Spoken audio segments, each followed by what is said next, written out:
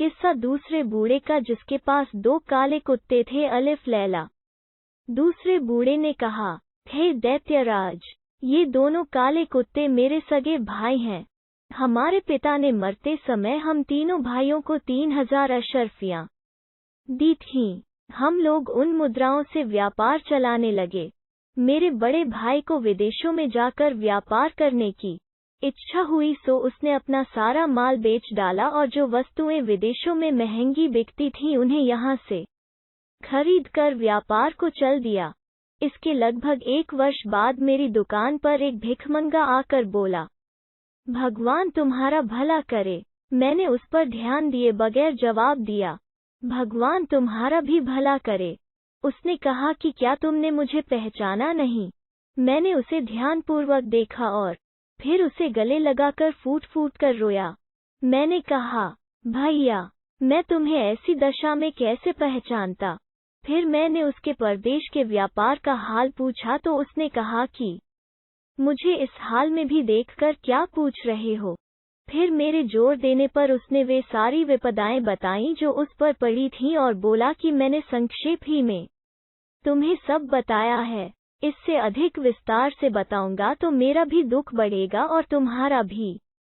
उसकी बातें सुनकर मैं अपने सभी काम भूल गया। मैंने उसे स्नान कराया और अच्छे वस्त्र मंगाकर उसे पहनाए। फिर मैंने अपना हिसाब देखा तो मालूम हुआ कि मेरे पास 6000 रुपये हैं। मैंने 3000 रुपये अपने भाई को देकर कहा कि तुम पिछली हानि भूल जाओ और इस 3000 से नए सिरे से व्यापार करो। उसने रुपयों को सहर्ष ले लिया और नए सिरे से व्यापार करने लगा और हम सब लोग पहले की तरह रहने लगे। कुछ दिनों बाद मेरे छोटे भाई की इच्छा हुई कि विदेश जाकर व्यापार करे।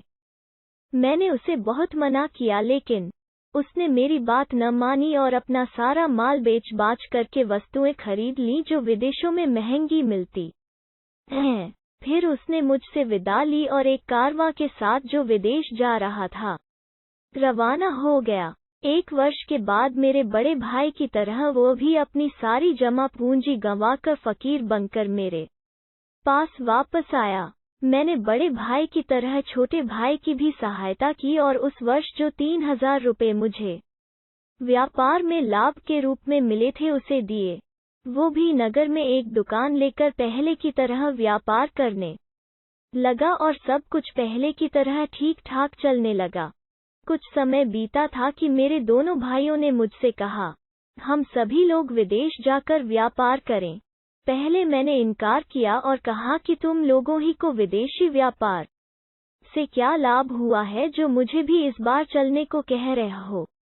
तब दोनों मेरे साथ बहस करने लगे और कहने लगे कि कौन जाने इस बार तुम्हारे भाग्य और तुम्हारी व्यापार बुद्धि ही से हम दोनों की तकदीर जाग जाए और हमारे सारे सपने पूरे हो जाएं। मैंने फिर इनकार कर दिया, लेकिन ये मेरे पीछे पड़े रहे। यहाँ तक कि इसी बहस में 5 वर्ष बीत गए और इस अवधि में उन्होंने मेरी जान खा डाली। तंग आकर मैंने उसकी बात मान ली। मैंने व्यापार के लिए आवश्यक वस्तुएं मोल ले लीं। उसी समय मुझे ज्ञात हुआ कि मेरे भाइयों ने मेरा दिया हुआ धन खर्च कर डाला है और उनके पास कुछ नहीं बचा। मैंने इस पर भी उनसे कुछ नहीं कहा। उस समय मेरे पास 12000 रुपये थे। उसमें से आधा धन मैंने दोनों को दे दिया और कहा कि भाइयों, बुद्धिमानी और दूरदर्शिता इसी में है कि हम अपना आधा धन व्यापार में लगाएं और आधा अपने घर में छोड़ जाएं। अगर तुम दोनों की तरह इस बार भी हम सबको व्यापार में घाटा हो तो उस समय घर में रखा हुआ धन काम आएगा और हम लोग उसे व्यापार में लगाकर अपना काम चलाएंगे। चुनांचे मैंने उन्हें 3,000 रुपये दिए और इतनी ही राशि अपने लिए रखी और बाकी 3000 रुपये अपने घर में एक गहरा गड्ढा खोदकर उसमें दबा दिया। फिर हमने व्यापार की वस्तुएं खरीदी और जहाज पर सवार होकर एक अन्य देश को निकल गए। 1 महीने बाद हम कुशलतापूर्वक एक नगर में पहुंचे और व्यापार आरंभ किया। हमें व्यापार में बहुत लाभ हुआ। फिर हमने उस देश की बहुत सी अच्छी वस्तुएं अपने देश में बेचने के मंतव्य से मोल लीं। जब हम उस स्थान पर लेन देन कर चुके और जहाज पर वापस आने के लिए तैयार हुए तो एक अत्यंत सुंदर स्त्री फटे पुराने कपड़े पहने हुए मेरे सामने आई। उसने जमीन पर गिरकर मुझे सलाम किया, मेरा हाथ चूमा और मुझसे निवेदन किया कि मेरे साथ विवाह कर लो। मैंने इस बात को उचित न समझा और इनकार कर दिया, लेकिन वो गिड़गिड़ाती और मिन्नतें करती रही। अंत में मुझे उसकी निर्धनता पर दया आ गई और मैंने उसकी प्रार्थना स्वीकार करके उसके साथ विधिवत विवाह कर लिया और उसे अपने साथ जहाज पर चढ़ा लिया। मैंने रास्ते में देखा कि वो केवल सुंदरी ही नहीं, अत्यंत बुद्धिमती भी है। इस कारण मैं उससे बहुत प्रेम करने लगा, किंतु मेरे इस सौभाग्य को देखकर मेरे दोनों भाई जल मरे और मेरी जान के दुश्मन हो गए। उनका विद्वेष यहाँ तक बढ़ा कि एक रात जब हम दोनों सो रहे थे उन्होंने हमें समुद्र में फेंक दिया। मेरी पत्नी में जैसे कोई अलौकिक शक्ति थी। ज्यों ही हम दोनों समुद्र में गिरे वो मुझे एक द्वीप पर ले गई। जब प्रभात हुआ तो उसने मुझे बताया कि मेरे कारण ही तुम्हारी जान बची है। मैं वास्तव में परी हन। जब तुम जहाज पर चढ़ने के लिए तैयार हो रहे थे तो मैं तुम्हारे यौवन और सौंदर्य को देखकर तुम पर मोहित हो गई थी और तुम्हारे साथ प्रणय सूत्र में बंधना चाहती थी। मैं तुम्हारी सहृदयता की परीक्षा भी लेना चाहती थी, इसलिए मैं फटे पुराने कपड़े पहनकर भिखारिनियों की भांति तुम्हारे सामने आई। मुझे इस बात की बड़ी प्रसन्नता हुई कि तुमने मेरी इच्छा पूरी की। तुमने मेरे साथ जो उपकार किया है उससे मैं ऊर्ण होना चाहती हूँ, किंतु मैं तुम्हारे भाइयों पर अत्यंत कुपित हूँ और उन्हें जीता न छोड़ूंगी। उसकी बातें सुनकर मुझे घोर आश्चर्य हुआ। मैंने उसका बड़ा एहसान माना और अत्यंत दीनतापूर्वक कहा कि तुम मेरे भाइयों को जान से न मारो।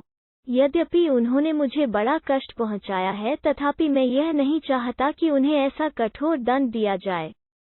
मैं जितना ही अपने भाइयों की सिफारिश करता था उतना ही परी का क्रोध उन पर बढ़ता जाता था। वो कहने लगी कि मैं यहाँ से उड़कर जाऊंगी और उन दुष्टों समेत उनके जहाज को डुबो दूंगी। मैंने फिर उसकी खुशामद की और उसे परमेश्वर की सौगंध देकर कहा कि तुम उन्हें इतना कड़ा दंड न देना। सज्जनों का काम यही है कि वे बुराई के बदले भलाई करें। तुम अपने क्रोध को ठंडा करो और यदि तुम उन्हें दंड ही देना चाहो तो मृत्यु दंड के अतिरिक्त जो दंड चाहो दे दो। मैं उसे इस तरह समझा बुझा और मना रहा था कि उसने एक क्षण में मुझे उड़ाकर मेरे मकान की छत पर पहुंचा दिया और स्वयं अंतर ध्यान हो गई। मैं छत से उतरकर घर के अंदर आया। फिर मैंने गड़े से अपने दबाए हुए 3,000 रुपये निकाले और दुकान में जाकर फिर कारोबार करने लगा। जब मैं दुकान से घर को वापस आया तो मुझे यह देखकर आश्चर्य हुआ कि मकान के अंदर 2 काले कुत्ते मौजूद हैं। मुझे देखकर वे दुम हिलाते हुए मेरे पास आए और मेरे पांवों पर सर रखकर लौटने लगे। उसी समय वो परी मेरे घर में आई और मुझसे बोली कि इन कुत्तों को देखकर घबराना नहीं, ये तुम्हारे दोनों भाई हैं। यह सुनकर मेरा तो खून ही सूख गया।